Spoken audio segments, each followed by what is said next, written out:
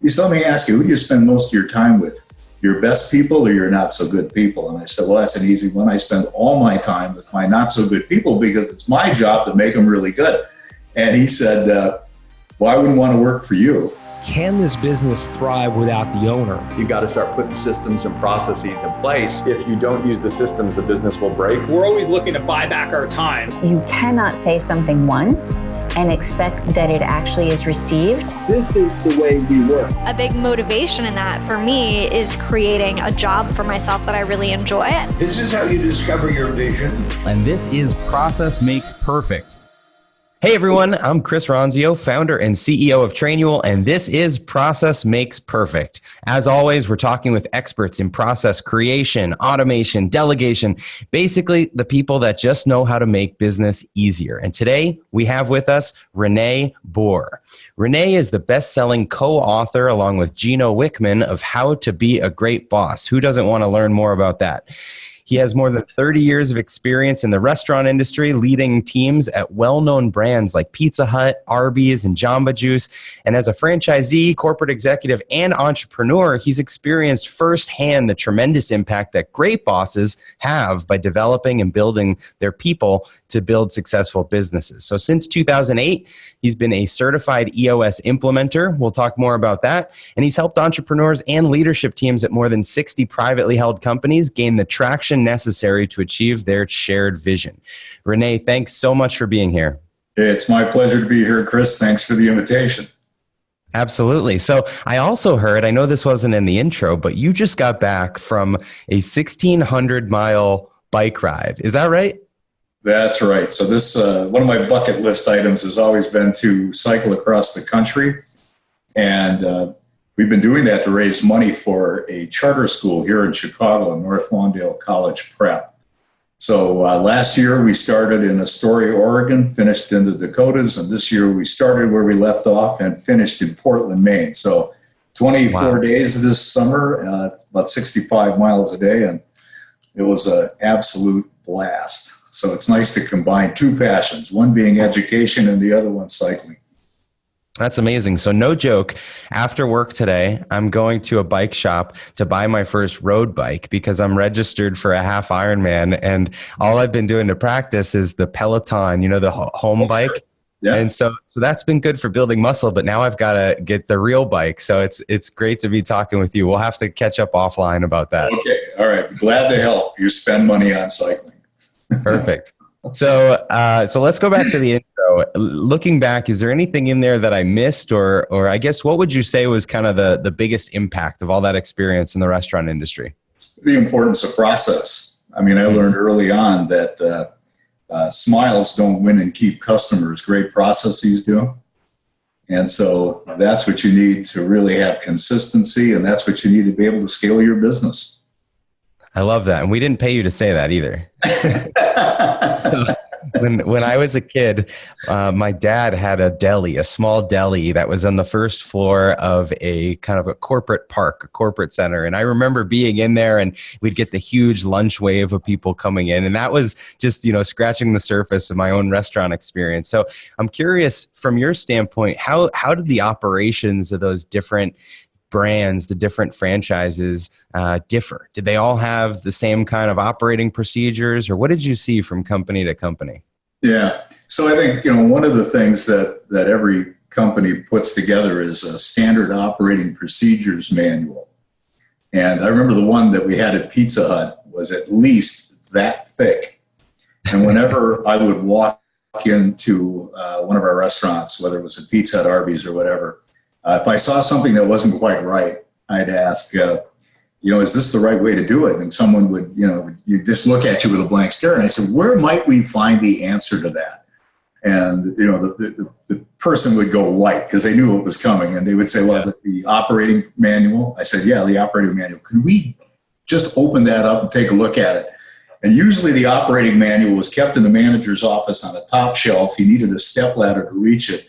And when he opened it, the binder would actually crack, which told me that no one had ever looked at it.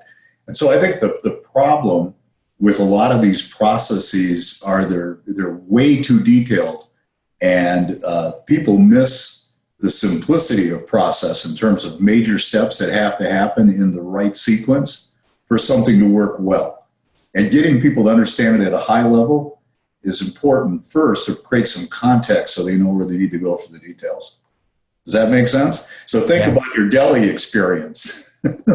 I'll bet taking a customer who walked through the door from when they ordered to when they got their food was pretty simple in terms of major steps.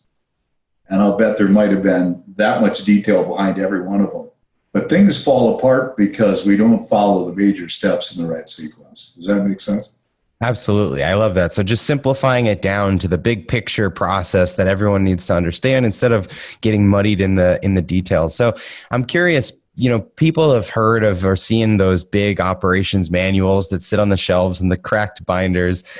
How do you, and then on the flip side, you talk about training and onboarding, getting people up to speed. So in the restaurant world or in the franchise world, how are those two married? Did everyone read the manual or how, what was that process like? Well, so then it's breaking it down to, what portion of this really is the training piece and how can you take that training and simplify that? Because boy, there's an awful lot of things that someone needs to learn and understanding what the time frame is and breaking it down and establishing benchmarks. And so I remember, we used to tell restaurant managers that your training program just to learn the basics was 6 weeks. That was pretty intensive. And keeping someone on track for a 6-week program just to learn the basics. And that didn't mean that you'd mastered the skill. That was just learning the basics. And so I think that's one of those things with every one of these processes is if it's not clear and simple in your own mind, it's really easy to get off track.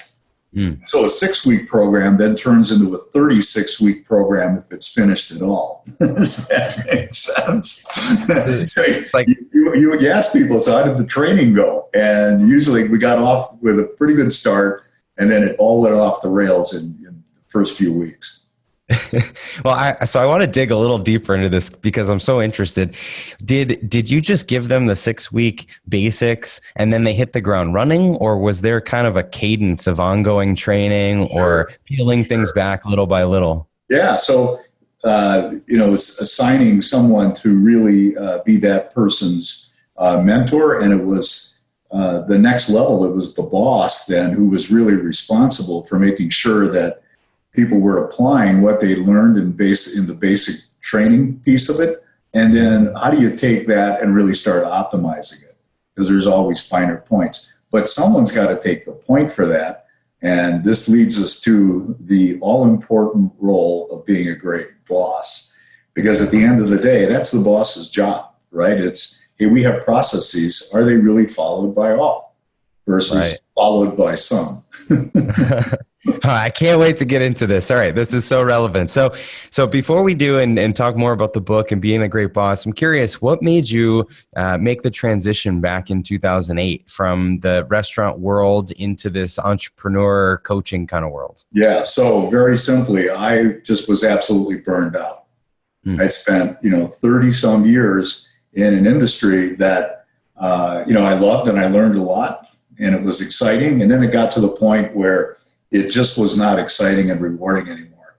In fact, I sometimes joke and I say, if I had to take a look at one more labor cost analysis or food cost analysis, I'd rather dive out a window. Now, fortunately, my house only has one floor, so this wouldn't have been too bad a damage. But I was really, as I peeled back the onion on having been in the industry and just trying to rediscover my passion, it was always about building teams. And that's what I love to do. And then I realized that, when I got started in restaurants, what got me excited at the very beginning was this was an opportunity for me to surround myself with people that I really wanted to work with, that had the same goal and same objectives that I had for the restaurant. And this was coming right out of college. So think about it. How many people get to come out of college and start putting a team of people together that they want to work with? No, that's not a lot of people. No, not a lot of people. So you're in this position where you're going, hey, this is where I get a chance to work with people that I really want to work with. And so it was a really natural transition for me to move from what I had done in restaurants to rediscovering what I really love to do, which was develop teams, to then being able to apply that in the wonderful world of EOS, the entrepreneurial operating system, and helping other leadership teams do what I really like doing. So it started out as always being about people, and that's kind of where I am today. It's all about working with people, specifically the bosses. Because I remember when I became a manager, no one handed me a manual or a book and said, look, just read this, and this will give you a pretty good idea of what you need to do. It was more of a, hey, you were pretty good cooking pizzas and waiting tables, so we're going to promote you, and you get to run your own restaurant. And it's like, what? That making pizza and waiting on, that doesn't qualify me to do anything other than what I've been doing. So you were kind of thrown into the deep end, and you had to sort it out. Now, fortunately, I sorted it out, but that was kind of the inspiration, for the book that Gino and I wrote together. Was, if you had to do all over again, what kind of advice would you share with people based on real world experience? And so that's the basis of the book. So you've sorted it out enough to help other people sort it out now. Yeah, well, I'm still sorting it out. This is a lifelong journey, by the way. All right. So when you made that leap, you had all this, franchise restaurant experience, and then you found yourself in this small business entrepreneur world. What was something you took for granted in your past life that you showed up to the first client you had in the EOS world and you said, wow, how is this missing? How do you not do this? There must have been some of those obvious things. Yeah, and I think the one piece is the importance of coaching and really developing people, and how little training is provided to bosses around that piece. And so, when you look at how organizations give people feedback, it's usually, here's the way I see a lot of HR processes work. And this is a bit of an exaggeration, and I'm going to admit that. But think about this. We hire you, we onboard you, and then we ignore you, get really mad and fire you. That's how it works. And, we laugh, but I think that's pretty close to the truth for a lot of organizations. And so when you think about it, we really don't have meaningful conversations that are more future-based. They're usually from what's already happened. And they're usually only done until the end of the year. And then it's a formal sit-down performance review that, quite frankly, no one likes getting. And on the boss side, nobody likes giving. I've never said how many people in the room love doing annual performance reviews. I've never had anybody put their hand up. Right? And it's crazy. So it's been this superstitious dance that we've been doing for decades, hasn't produced results, and it's a standard operating procedure in many, many companies. So that's insanity. So why wouldn't we change it? And the reason we haven't is it's hard. The concept is so simple. Yeah. But boy, when you have to sit down and look somebody right in the eyes and talk about what's really working and what's not working and what are we going to do to get things back on track. And I'd love to have you give me some feedback as your boss. There aren't too many people that are saying, I got it. I'm ready to go. I've got everything I need to be able to have that kind of a conversation. And yet I think it's one of the most important things that you do as a boss or as a leader is having that valve, opening the valve of that communication and having productive conversations, right? Yeah. And often what keeps us from doing that is, as a boss, and I can tell you this from experience, we go into the role terrified, for one thing. And one of the things we're terrified with is that our direct reports, are going to figure out that we really don't know what we're doing. I mean, that's my practical experience. So I'm kind of terrified they're going to find out that I'm a bit of a fraud, and man, I gotta protect that. So you want to portray this image as being invulnerable and having all the answers and really knowing what the heck you're supposed to be doing, and it's all crazy. I mean, none of it's true. I think, to really be successful, you got to be willing to be to be humble. You got to be willing to be vulnerable, and you got to go into it thinking, I'm here to build trust, and this has got to be a quid pro quo. It has to work for my direct report, and it has to work for me. And you, as a boss, you've got to be willing to take that first step. So humble is sitting down with someone and saying, Chris, this is going to be a wonderful relationship moving forward, right? But I just got to tell you, if you're looking to me for all the answers, I'm not the guy. And I'm really counting on you to help me gain the knowledge that I need, because I know you know a lot more about what's going on here than maybe I know just stepping into this role. So I'm going to get that off the table right away. And it's a willingness to be vulnerable. Hey, you know, I probably have a little bit of a reputation, and I've made some mistakes. Leading with that is powerful. Especially with direct reports, when you finally make up your mind that, you know, I've been kind of a so-so boss, but I want to be great. You got to realize, hey, I got to fess up here. I've done some things that really weren't the right things. If I had it to do over again, I would have done it differently or said it differently. You got to sit down with someone and say, look, if I could wind back the clock, I wish I would have handled this differently. Boy, you just gain immediate trust when you're willing to do that. But I don't think there's a lot of bosses that are willing to do that. That's an important first step. Yeah. Right? And then you got to say, look, can we get this behind us?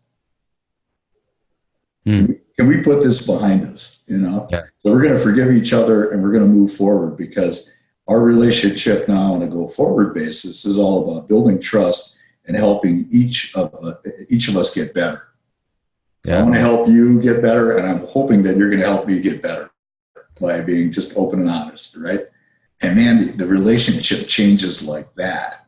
Yeah. And if it doesn't, then you gotta ask yourself, well, gee, I was willing to bury the hatchet. I'm willing to take these steps. So you got to be willing to stay the course for a while. But at some point, you know, you realize that the relationship probably isn't going to work, and then you gotta. And that's a different conversation. Yeah, it's a different conversation. Yeah. So I'm curious. You know, we're at a growing company, my own company, and we started off by doing these kind of check-ins, quarterly check-ins with everyone, having these conversations. But at some level, you start to have managers that are doing check-ins with their team. How important is it for the senior management to still be checking in with all of the employees, or do you rely on your team leaders and management for that? Yeah, you do rely on your team leaders and managers for that. But we use a really simple tool called the People Analyzer. And I don't know if you're familiar with that particular tool, but you've heard the phrase that, you know, Jim Collins coined about right people, right seats. Mm-hmm. Sure. So in the tool, the People Analyzer, you know, we work with clients and help them really discover what their core values are. And so each one of those core values we just place along the top of our People Analyzer. And that gives us a definition of right people, because these are people that value what we value most. And you just do a very simple rating system. And then the other piece of the People Analyzer is right seat. So does the person sitting in the seat that's performing the function, do they get it, want it, have the capacity to do it? You can put a very simple spreadsheet together that also lists employee names, and you just have an evaluation that you make sure is consistently applied. You end up with a nice little HR scorecard, so to speak, that gives you a sense of, do we have right people in the right seats? So here's another thing I've learned, that when you think about, as bosses, where do we spend most of our valuable time as it relates to people? We spend the least amount of our valuable time with the people who are really right people in the right seats. Right. So this is interesting because you're overcorrecting, and you're trying to put the time. So the story that I share is when I first got promoted to an area manager job, I had lunch with my father-in-law, and so Jack asked me, "So Rene, you know, you're in this area manager position, and you're working with 8 store managers now. That's pretty exciting." He said, "Let me ask you, who do you spend most of your time with? Your best people or your not so good people?" And I said, "Well, that's an easy one. I spend all my time with my not so good people, because it's my job to make them really good." And he said, "Well, I wouldn't want to work for you." And I said, you wouldn't want to work for me. He goes, yeah, because I'd be one of your best people and I never see you. So what's in it for me? What are you going to do to make me better, to help me get to the next level? And then I realized that, boy, I was applying my time in all the wrong places. And so let me ask you a tough question. Say you go through the people analyzer and you've got some not so high scores. Mm-hmm. You know, what if you see people that they're not a culture fit or they don't have the capacity to do the thing? How do you handle that, and how quickly? Well, so think about it. With values, right? You're looking for behaviors that either support or take away from core values. And it's a behavior that I think is something that the person has to take ownership for. And so you're just simply asking, here's what I've observed. So firsthand, first person observations, I've seen you do these things. I need to get some acknowledgement from you. And then I need you to understand why it's important. And do you see if it's important? And get a little acknowledgement. You say, well, what are you going to do differently to convince me and everyone else on the team that you really want to be here? Mm-hmm. So it's not only convincing me, but you probably have damaged some relationships with some peers and maybe some other people in the organization. What are you going to do differently? That's usually all it takes. Yeah. Someone says, well, that's reasonable. I can do that. And I'll make a conscious effort and I will convince you that I really want to be here. We're done. But every once in a while, having that conversation, someone will say, you know what, I really don't want to change behavior. And they'll self-select out and they'll do it quickly. But it's been addressed. Right? I'm curious. I don't know if you recommend this, but when we've filled out that tool and others like it, I've had a couple of my leaders all fill out the tool, and then we kind of compare notes and we say, did you have any negatives? Did you have any negatives? Is that a standard practice? Well, so in having these conversations, this tool is the basis for having that quarterly conversation. And yes, we ask people to do a bit of a self-assessment. Mm-hmm. Interestingly enough, a lot of times people are more critical of themselves than the boss would be. Yeah, I've seen that too. Great start to a conversation, and that helps do a little bit of course correcting, right? Yeah. But then sometimes it's just a blind spot for someone. They just don't see it. And I think it behooves the boss to help them see it and why it's important.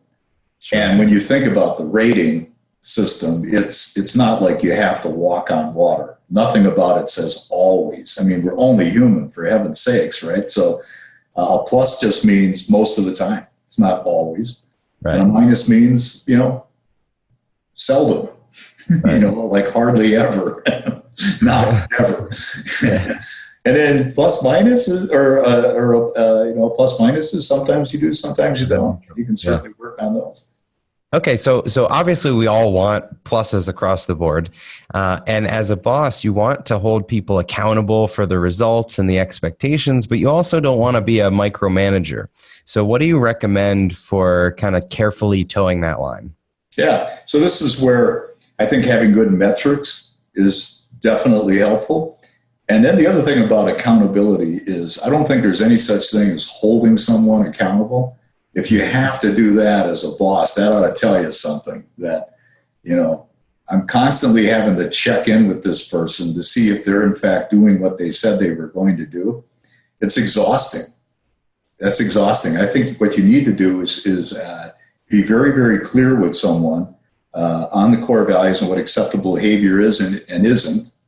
And then on the seat side of it, it's really asking them, do you get it, want it, have the capacity to do it?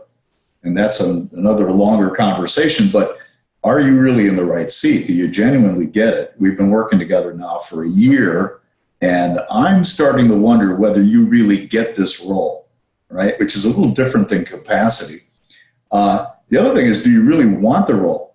This is one of the most common issues. A lot of times people just don't want the role. But the rating on GWC isn't pluses and plus minuses. It's either yes or no.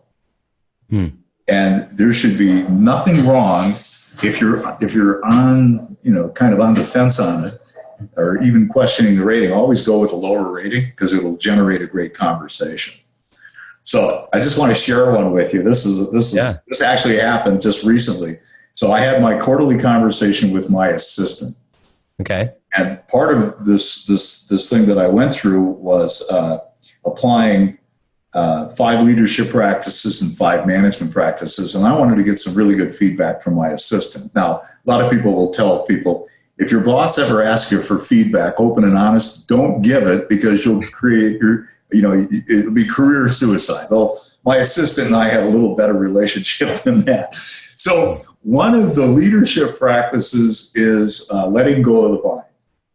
So you're talking about micromanaging now. So letting go of the vine.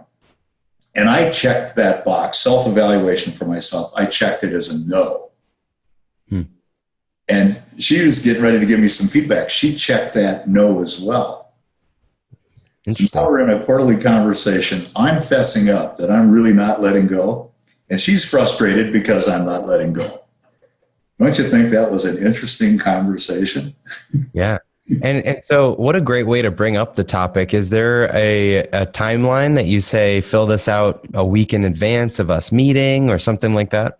Yeah. So, you want to give people adequate notice, but I encourage folks to schedule these conversations with direct reports well in advance. Mm-hmm. So at least a quarter out, you're getting everybody on your calendar. If you're using Outlook or whatever tool you use, you're scheduling these meetings well in advance, so they know when the meeting is going to be, and you know when it's going to be, so you both come in prepared for the discussion. And it's not about a rehash of everything that happened in 13 weeks. It's, hey, where are we right now and where are we going? That's the conversation that we want to have. Yeah. Well, so we talked about, being humble and having these open conversations and frequent check-ins and bringing up the hard topics and evaluating your people. What are some of the areas that are the traps that people become bad bosses? I'm sure you talk about these a lot in the book. Yeah. So the list of bad bosses, I think it started with what we've talked about. But I think a lot of times people, when they think of themselves and their status in an organization, and I think status is important for a lot of people. And it's not status in terms of things; it's just status in terms of your sense of self-worth, right? Mm-hmm. So if you've been in an organization for a long time and you're looking for increasing levels of responsibility or self-worth, a lot of times people look at that and say, hey, I've been here a long time. I should get promoted. So they're not real careful about what they're asking for. So they feel like, hey, the only way for me to get additional responsibility and recognition is I need to get to that next level. I need to be a boss. I want to be a manager. I want to be a director or whatever the heck it is. So they don't even know what they're signing up for. and so back in the day, this is a little embarrassing, but I wanted to be an area manager because area managers got to drive a brand new car, a company car. That was one of the perks. Yeah. And that wasn't the only reason, but I thought, man, this will get me out of having to do what I've been doing for a year and a half. It gives me this position. I'll get higher pay. I'll get this company car. I'm going to get all these things. And I'll probably have to work fewer hours. Right? Mm-hmm. The exact opposite happened. I ended up working a lot more hours. Yeah. It was a lot more complicated. After about a week, the car lost all of its glitter. This is just a tool to get me from one place to the next. And now you're sitting in a position where you're going, wow, this responsibility of having to provide leadership and management and create this culture of accountability is something that, man, this is hard. It sounded simple, but man, this is a lot harder than I thought. And that's one of the pitfalls right off the get-go. Be careful what you ask for because you're going to get it. Right? And I think that's where an organization, if they're looking to develop people and they're trying to groom people for that next level, to be really, really clear on what someone's signing up for. Because I think as you move up in an organization, we abbreviate that whole boss thing as LMA. Leadership plus management equals accountability. that one accountability of LMA becomes more and more important and takes more and more time the further up the organization you go. So in the book, you mentioned the distinction between leadership and management. So could you zoom in on that for just a second and outline how they're different? Yeah. So when you think about leadership, it's all about working on the business. It's about establishing a clear direction. It's about working it's more about thinking, and it's also providing the tools, right? So on the business, providing clear direction, tools, and thinking. Mm-hmm. And when you think about those things, and think about direction for a minute, as a leader is the person who not only conveys the message, but is the message. So it's about the greater good, but it's also creating a compelling vision of where we're going. Why is this important? How are we going to get there? And I think that's something that anybody who's a boss has to understand and really do a good job of following. Yeah. Right?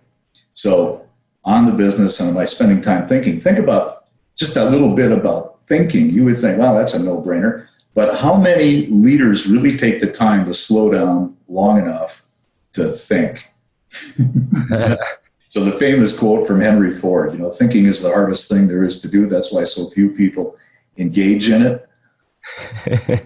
But just and we call that a clarity break, taking time to just, restore your self-confidence and think about your life and where you are in your professional development, looking at the bigger picture, and all the people that report to you are looking to you for that kind of guidance, so that's leadership. Yeah. When you think about management, now you're working in the business, and that's all about expectations and communication, and it's about doing, right? So working in the business, and think about expectations and accountability. All accountability starts with clear expectations. As long as the expectations are a two-way street. So I'm clear on my direct reports' expectations of me and vice versa. They're completely clear on my expectations of them. As long as you keep expectations clear, you're doing a good job with that. You'll never have to fire anybody because they'll leave because they can't meet your expectations. So I remember, this again, prior to life, I had a boss call me into his office one day. And he said, "How do you think you're doing?" And I thought, that's a dangerous question. Yeah, and I thought, boy, why am I here? You see the list every week. Top performers. I'm always at the top of the list. So I think I'm doing pretty damn well. How do you think I'm doing? He goes, "I think you've been a real disappointment." Now he put a few expletives in there, but he hit me right between the eyes. He said, "You've been a bit of a disappointment because you haven't met my expectations." And it's like, well, wait a minute. If I'm number 1 or 2 on the list and there's all these other people, how could you say I'm not meeting your expectations? And he said, because my expectations of you are here and my expectations of them are there. They're meeting mine. They're doing about all they can, but I have much higher expectations for you. And then I realized he cared more about me than I cared about me. Wow. And that's got to be motivating too. Oh, yeah. Well, first of all, it was upsetting. So I thought, well, wait a minute. I was a little ticked off, to be honest. It's like, well, wait, what's he doing calling me out? But I realized in my heart of hearts that I'd been skating. I was just getting by. It was getting to be too easy. And, he provided just the motivation I needed to say, look, you got to dial it up. If you really want to be here and be on the team, you got to be a lot better. Yeah. Or you can do that. And if he wouldn't have had that conversation with me, I sometimes wonder, where would I be today? Would I still be in some organization just skating by? Yeah. So being a great boss is about bringing up those hard conversations and pushing people, right? Yeah. Well, getting back to that management thing. So we talked about expectations. Let's talk about communication for a minute. George Bernard Shaw said that, the problem with communication is the illusion that it's actually happened. I think, kind of laugh at that. I think, that's right on, because most of the time we're not communicating. We just make assumptions, and we do it all the time. It's a human condition. And the assumptions that we make are usually not correct. And to get clarity, I think what a lot of times what happens is it's safer to make the assumption than to test the assumption. Well put. Right? And when you test the assumption, that's when you find out whether you're really on base or way off. And more often than not, you're way off. And I speak from personal experience. Well, you've had a lot of great experience. And so as we wrap this up, I'm curious, what's one takeaway or one lesson you'd want to leave the audience with that, anyone out there that's struggling to try to learn how to truly be a great boss? Well, I would start, this sounds a little, self-serving, but I would start by reading the book. And then the other thing too is I do workshops on a quarterly basis where we get people in the room. But I think, the one little bit of advice is, as a boss, you're not in it alone. And I would tap the peer group, the people who are in the same position that you're in, and ask them, how are you doing? How are we doing? And you're going to find, as I found in doing these workshops, that whether you're the owner of a business or you just got promoted into a supervisory job, all the issues are the same kinds of issues. All the issues are the same kind of issues. It's the organization's clear on its goal. Have we asked our people if they're clear on theirs? Right? Right. Because there's got to be some commonality there. And, and I think, it's just a huge, huge part of realizing that, hey, we're just human and no one's perfect. And you can't stop, making sure that the circles stay connected, that we're really doing a good job of staying on the same page with each other. Yeah. Well, that's great. I love what you said about, if you have to hold someone accountable, it's exhausting. The accountability should be the end result of proper leadership, proper management, open communication, clear expectations. So Rene, I think the content of the book sounds fantastic. And for anyone that's interested in learning to be a great boss, definitely check out the book. Where can people find you if they'd like to connect more with you? Yeah, so you can contact me via email. It's Rene, Rene, at tractionprocess.com. So shoot me an email. I actually respond to my emails. Amazing. What a concept. I actually respond to people that ask me questions. No, I'm happy to take anyone's questions. Perfect. Well, Rene, thank you so much for being here and contributing to the podcast. And I appreciate all the advice. And for everyone else, this is Process Makes Perfect. And we hope you check out the next episode. We'll see you next time. Hey, thanks for listening to Process Makes Perfect. If you're watching on YouTube, we do have an audio version available everywhere you listen to your podcast, so be sure to check that out. If you liked what you heard, please leave a review and be sure to subscribe to the channel here. And we'd love if you would tell a few friends or family or anyone you think that could benefit from this.